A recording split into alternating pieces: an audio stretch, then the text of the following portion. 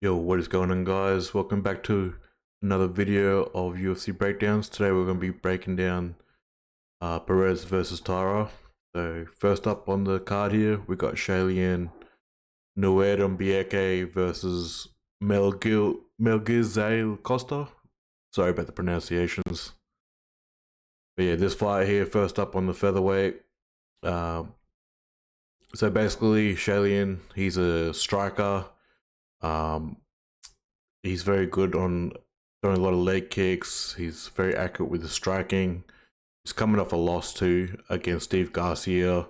Well, both guys are basically coming off losses of Steve Garcia. So Shayilan, as much as he's a good striker, the only problem with his last fight was his gas tank was gone too. So, yeah, very good striker, but I'm just a bit wary on his gas tank. A lot of people are riding high on Shayilan over here. So yeah, he's going up against Melquizael Costa. Costa now he's also coming off a loss against Garcia. He's decent with his striking as well. He throws a lot of front kicks, throws a lot of low kicks, and mixes up his boxing. And he also does a lot of switch stances as well. And he's also very decent with his grappling as well.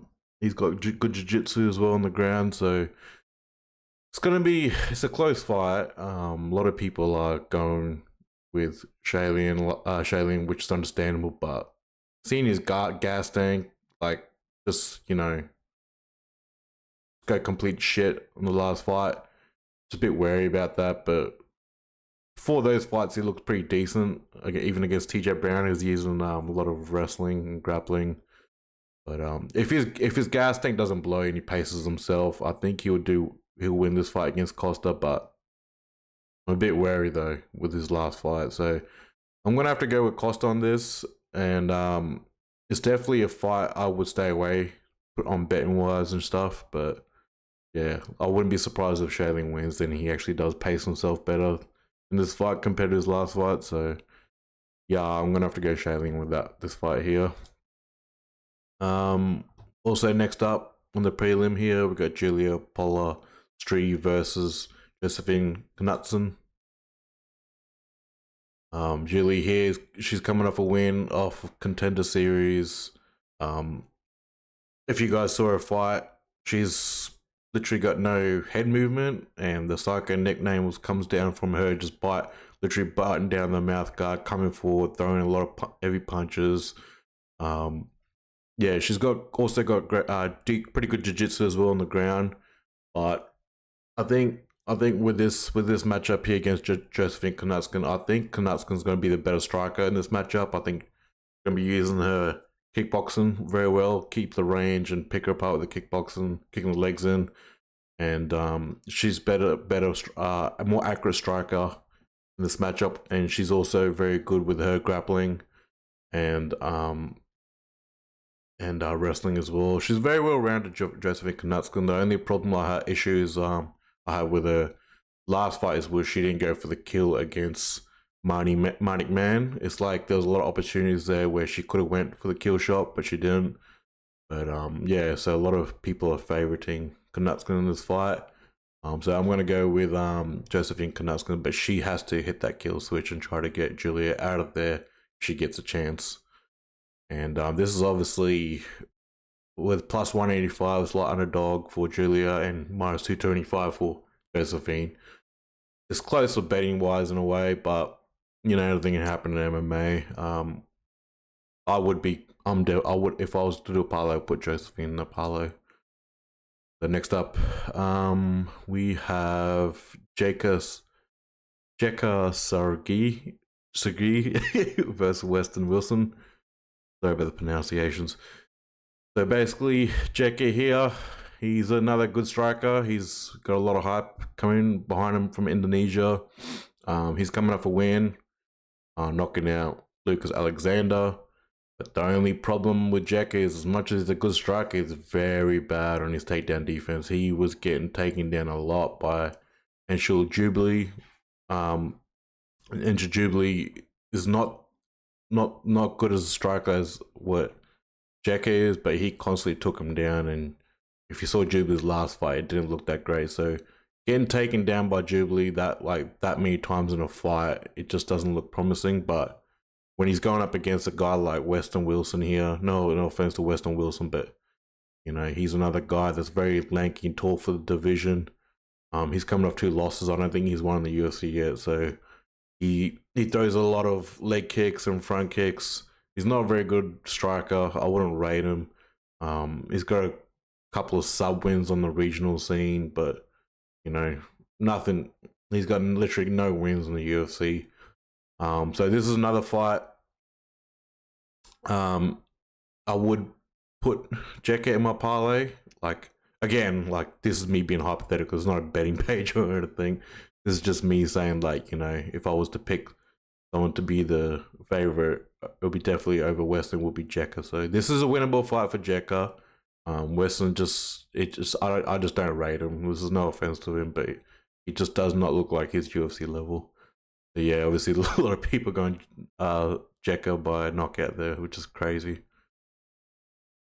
Next up, we've got Carli Judice versus Gabriella Fernandes. Both girls are pretty much on the same level. Gabriella's obviously got more fights in the UFC compared to Carli. Carli is coming off a contender series. Yeah, she lost a split decision, but first round, she was throwing a lot of kicks. She's got that Holly Holm fighting style. She throws a lot of leg kicks and body kicks in range, and throws a lot of straight shots. But the only problem with that last fight there with Carli is she started losing like a bit of stamina there towards the second and the third round. But she threw a lot of output in the first round. But yeah, she was getting tagged up a lot from the second and the third round. So maybe if she does prove me wrong here, she paces herself. I think she would do better on the stand up. But again, if she throws a whole kitchen sink at Gabriella, it's going to be bad for her. But yeah, both girls, they're not that great. But yeah, obviously with Gabriella, she's lost 2 fights in the UFC, had wins in the LFA. She's another fighter that likes to keep at range, so leg kicks and body kicks, and throw a lot of straight shots as well. She's got good jiu-jitsu as well, but she's got very bad takedown defense. Last couple of fights, she's got taken down by Perez, and she got taken down by Jasmine a lot there. So she's gonna have to work a lot on her takedown defense. But I think this is a winnable fight for Gabriella in this matchup here. But again, I could be wrong. Like if Carli does obviously pace herself, she could prove me wrong here. So, but again, like I said, this is a must win for Gabriella, so I'm going to go with Gabriella being the moderate favorite here. 230 minus 230 plus 190 slight underdog for Carli. Yeah, I'll be surprised if Carli does actually win this fight. It'd be crazy if you obviously are working on her conditioning a bit more and pacing herself this matchup. And next up, we've got Garrett Armfield versus Brady Hiestand. Garrett Armfield, he's coming off 2 wins here. He's got a win over Brad Katona, win over Toshomi Kazama. Very good on his boxing, very accurate. Throws a lot of jabs, throws a lot of leg kicks as well. So he's very, very good boxer on the stand-up. He's got some decent takedown defense. And his loss in the last 2 years was like against David Onama, but David Onama's a very good fighter himself. So lost by submission there. But, you know, beating Brad Katona there, and even though he did get takedown in the last round, he did well on the stand-up there and stuffed some takedowns from Brad Katona. So, yeah, it's a slight favourite, minus 170 going against Brady Hiestand. Brady Hiestand, he's still new to the UFC himself. Like he's had a couple of fights there. So, he's lost against Ricky with close fight, and won against Phony Garcia and Batgirl Dana. His striking's not as good as Garrett's, but he's got very good grappling and very good jiu-jitsu on the ground there too as well. So, you know, his fights on the outside, but his striking's just not there compared to Garrett. think Garrett will find a way to close the distance. Even get a knockout in this fight, but you know, if Brady does get this fight on the ground, he's like glue. But then again, like some of his last couple of fights against these guys are a bit lower level compared to Garrett. They have found a way to get up on the feet there. So yeah, controlling opponents on the ground there, I don't think he will be able to keep Garrett on the ground. I think Garrett will find a way to get up on his feet. So I'm gonna go Garrett here, maybe by decision. There is a little possible chance there that he could get a KO. Anything's possible since Brady did get dropped. I think on his last fight there, pretty sure. And even though he came back from KO, I'm pretty sure his last fight, the fight before. But yeah, he did get dropped in one of his last fights there. So again, this is a fight. Yeah, slight favorite and +1. Yeah, this is. I'm gonna go with Garrett, but again, I can understand why they're close. The odds here, but if I was a betting man, I would put Garrett maybe KO, since he stuffed a lot of takedowns of Rakatona. Next matchup here, Nate Maness versus Jimmy Flick. Again, Nate Maness, he's dropping down to flyweight. That's crazy. He's pretty big, dude. He's coming out from bantamweight. I don't know why he's dropping to flyweight, because like he's only lost to guys that are pretty much, you know, high level in bantamweight, like bantamweight stacked. So I don't know why he's dropping down. He's got a win over Mateus Madonga, ground and pound KO. He's got some decent striking, but he's also has been clipped by Tony Graveling, came back and knocked him out. His only loss his only losses against Tagir, guys are high level, and Uma, which is not bad. Is like he's doing decent in the UFC. I just think that he's dropping to flyweight because he said himself as well, the bantamweight division's too stacked. So we'll see how he goes in flyweight. I'm a bit skeptical how the weight cut's gonna go, since he's a pretty big dude. And going against Jimmy Flick here, coming off a win against Malcolm Gordon. Malcolm Gordon's pretty average, no offense to him.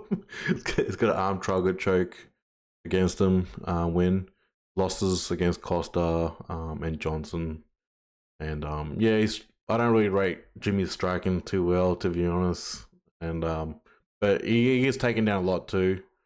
And but he does find a way to try to get a sub off his back, but he gets dominated in every aspect of his game there. So I'm gonna have to go. That's why it's +310 more underdog, because this should be a winnable fight for Nate Maness. But again, I don't know how that weight cut's gonna go. So maybe we'll stay away from this fight against you know, if Jimmy Flick pulls this fight off, got to be a weight cut issue for Maness. But people are gonna go KO. I don't think they're looking at the weight cut. But yeah, it's understandable. So yeah, I'm gonna go Nate Maness, but again, I'm skeptical how that cut's gonna go. But he's a good fighter though. Definitely a better fighter than Jimmy Flick, in my opinion. Next up, we got Tagir Ulanbekov versus Joshua Van.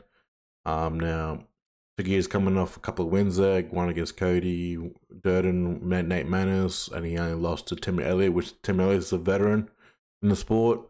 He's a moderate favorite, -225. He's a guy that loves striking, throws a lot of straight shots down the pipe. Very good at clinching knees and grapples against the fence. He's pretty well rounded, but he doesn't wrestle as much. Yeah, so he's got good jiu-jitsu as well. And yeah, going against Joshua Van here, I'm a bit skeptical of this fight. A lot of people are going with Van to win this fight. Him being the +180 slight underdog. I'm a bit skeptical. Is this that Joshua Van? I understand why people rate him. He's a good striker. He's a good pressure striker.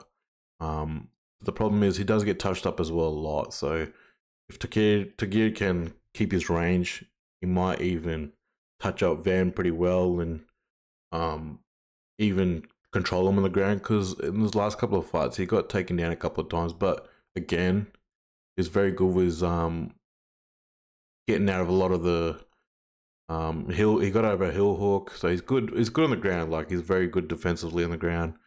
But I just see Tagir. I think that he'll control him on the ground. He might score a decision against Van here.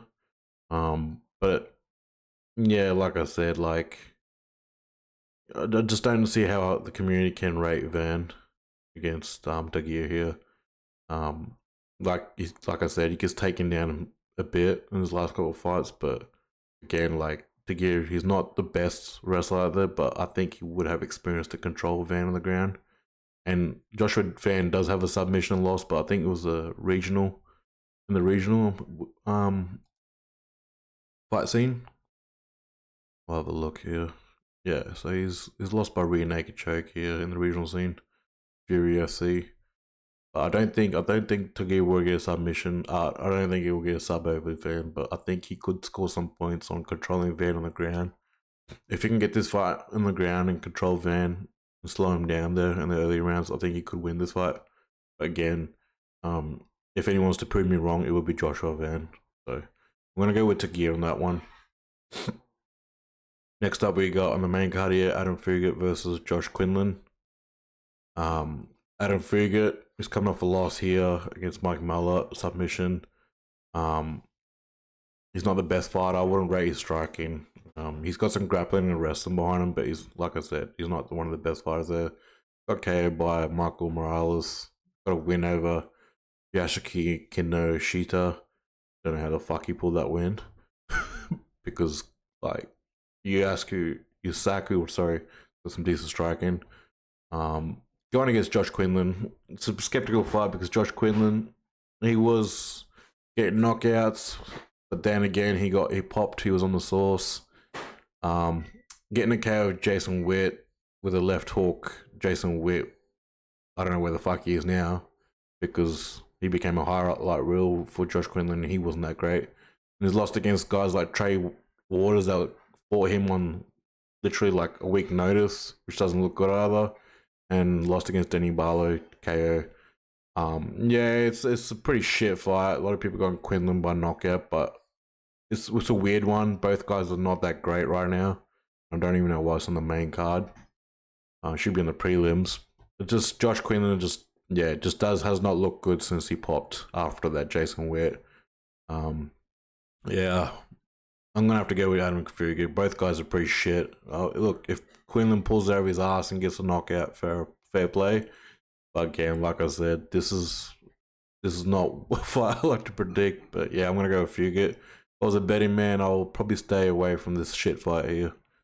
Anyways, that's my prediction for that one. Adam Fugitt, even though he's not good at striking, Quinlan gets a win. It'll be a knockout. But again, both guys are pretty trash. Next up, we've got Almabaev versus Jose Johnson. This is another crazy fight on the main card. Azu's on a win streak here. He got a win over CJ Fugara. He's a guy that likes to throw a lot of leg kicks, pressure his way to his opponents and set up takedowns. So yeah, a very wrestler heavy guy. I think he's got a couple of subs there on his record in the regional scene. And going against Jose Johnson. And Jose Johnson, very tall for the division as well. And he's coming off a win there against Chad Angalia, rear naked choke, but lost against Damon Blackshear with Twister. He was the second Twister in the UFC. I don't know where the fuck Blackshear's gone, but yeah, that was a crazy ass win by Damon Blackshear. Sorry, bloody computer fucking screen keeps going off. But yeah, so I'm gonna go with Jose Johnson. Like, as much as he's decent striking, he's very rangy. He's got some good clinch, throwing knees up in the middle. The problem is he gets taken down, and he loses position on the ground too, a fair bit. But I think Az is gonna control him on the ground here in this fight, and this is gonna be a lay and pray fight. I'm gonna go with Azu Almabaev, unanimous decision over Jose Johnson.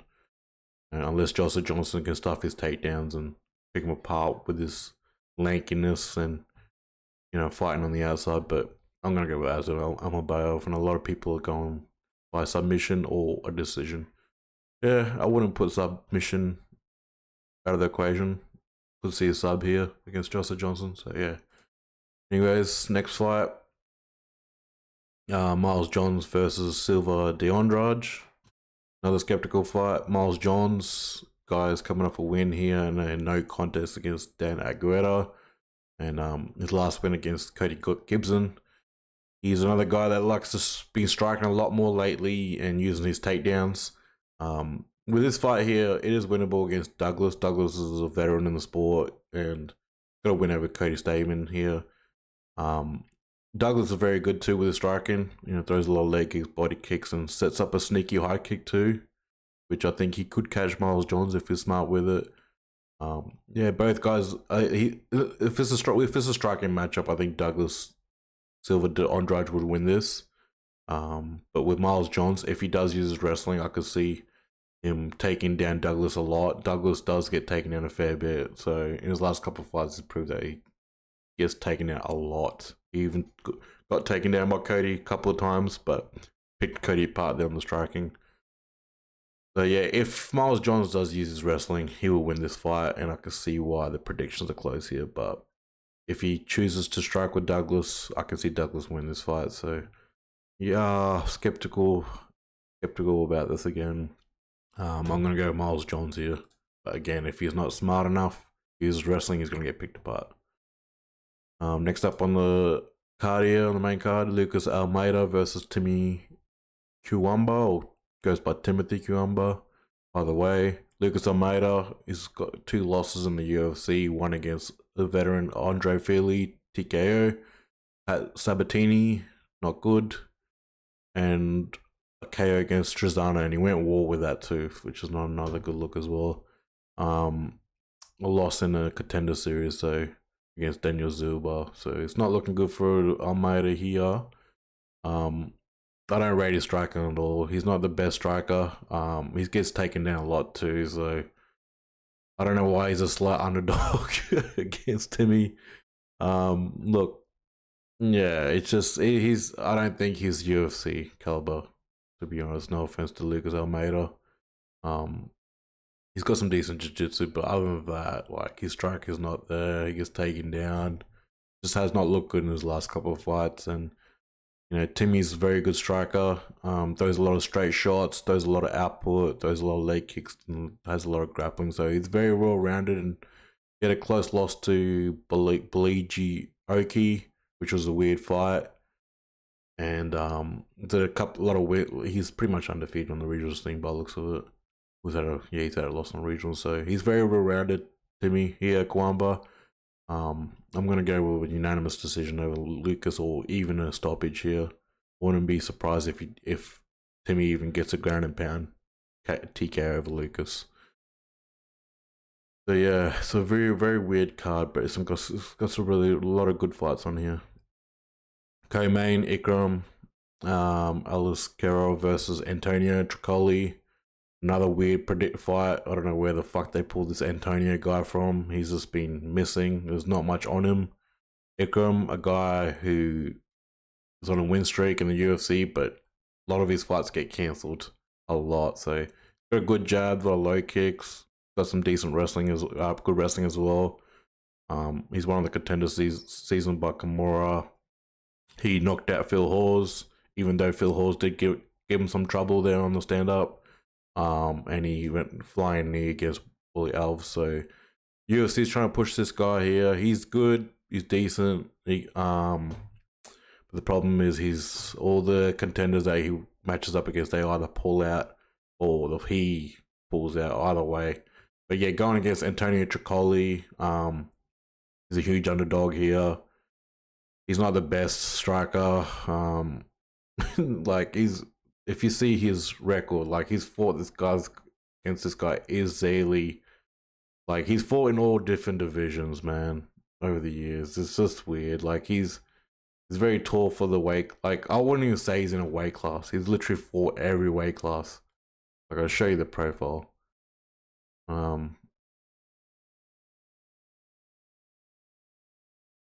Yeah, so he's had a lot of cancelled bouts too. Like he had a cancelled bout against Sire, OSP, Kenneth, like overturned no contest, so he's popped there too.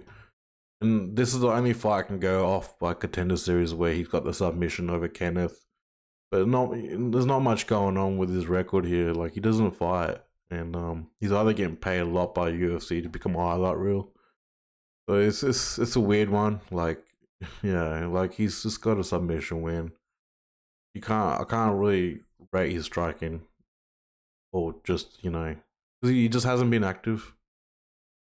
So there's nothing to go on by this guy here, Antonio Trócoli. Sorry guys, but I've looked into his history. There's nothing there. Like, his last fight was fucking like almost 3 years ago, 2.5 years ago. And 4, 5, 6. He's not a fighter. This guy's filling in getting paid. So I'm gonna go with Ikram here, by knockout. I just by seeing his highlights from years ago, it just doesn't look like he's keen to fight. I don't know what the fuck's going on with his career. But yeah, anyways, I've never done a breakdown like that. It's just that's how bad this guy is. His record. He's just, I don't know what he's doing with his life. But yeah, up to the main event. Alex Perez versus Taira. This is a good main event. It's on short notice, I'm pretty sure.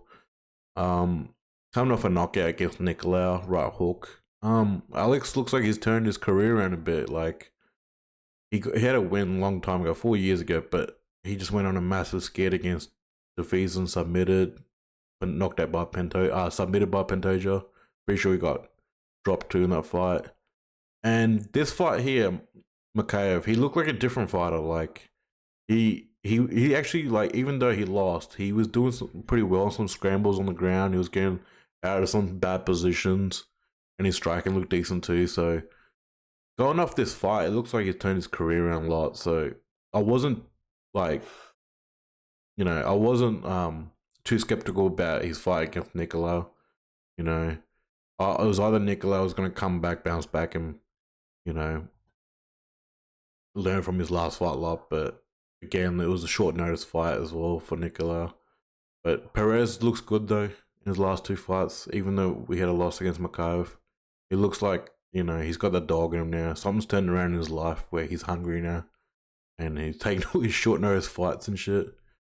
And yeah, he's like I said, it was very good on the ground against Almabaev, and he's got very good striking, pressure fighter, Perez.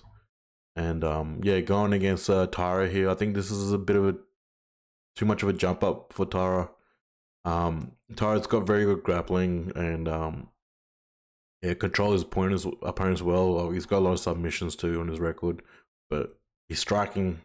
He's getting a little bit better with striking, but I just think the UFC's pushing him too much with his matchup. I think he had another cancel fight against, I think it was Elliott. I'm pretty sure it was Elliott. They always match up. Yeah, cancel bout against Elliott, then Joshua Van. But yeah, that would have been a true test.